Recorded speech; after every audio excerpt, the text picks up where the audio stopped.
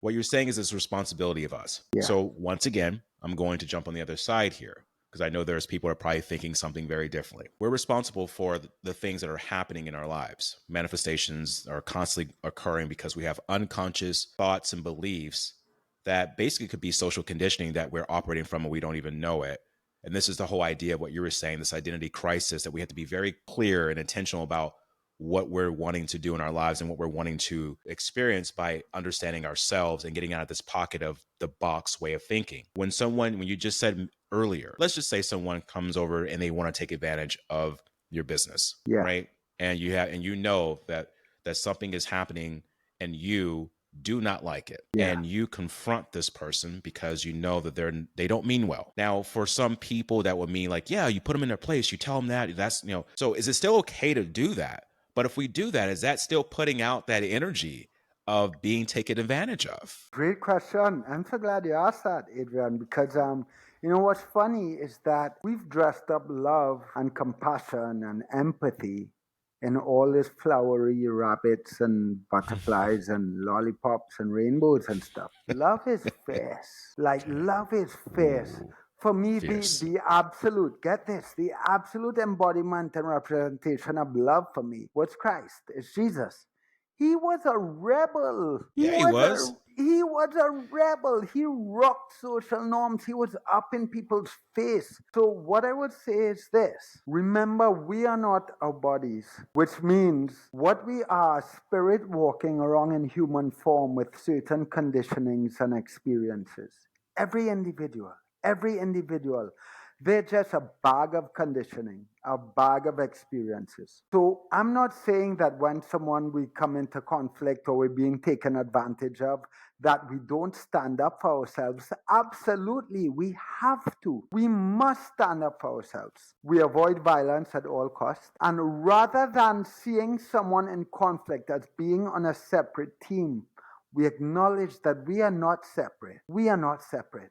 But we are now part of one another's curriculum. And if I am part of your curriculum, Adrian, that means I am in your life to facilitate your growth and transformation as well, which means that I have to be willing not to be liked. I have to be ready not to be liked, and I have to be ready to stand up in your face and tell you as it is. When I talk about love, I make a point to say that love sometimes is being willing to lose someone, being ready to lose somebody, to love them so much that you have to stand up and tell them, show them their darkness, and be ready to lose them because they're probably not going to like what you have to show them. That is love. Love is not telling someone what they want to hear or being nice and all cuddly and all of the time. Love is fierce and love is courageous. And I think it's really important that we note that. But at the same time, remember, it's not personal. That individual that you are up against, that conflict, that experience,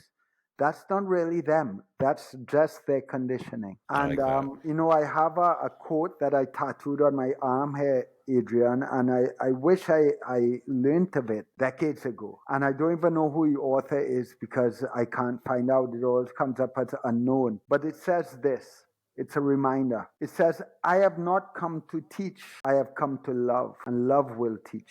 Love is a teacher. Love isn't always flowers and rainbows. I like how you said love is fierce and love is courageous. Woo! I have not heard someone say that at all about love because we have been taught love is an altruistic state. You Yeah. self-sacrifice in order to show love for people. And let me tell you, Troy, I've gotten in so much trouble doing that, being that sacrificial lamb for people, Yeah. giving everything away in order in hopes that they would love me the same way that I love them.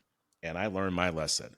Self-love is powerful, but it's not selfish. It's just self-love. And you can only give what you have for yourself.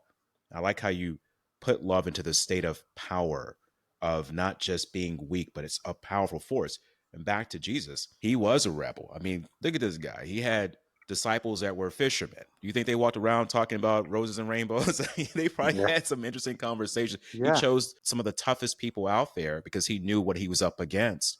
But at the same time, he's deemed through history, this is back to that conditioning again, as this person he just loved. That was it. He just loved. Love everybody, love yourselves. And that's what I was taught growing up until I started doing my research, started learning a little bit about Yeah.